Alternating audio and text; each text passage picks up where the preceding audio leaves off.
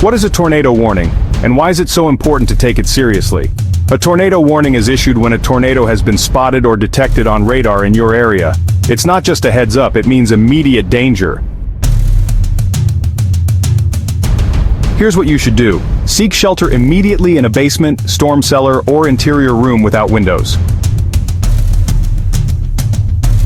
Cover yourself with something sturdy like a mattress or heavy blankets. Stay away from windows and doors. Listen for weather updates on your radio, TV, or smartphone app.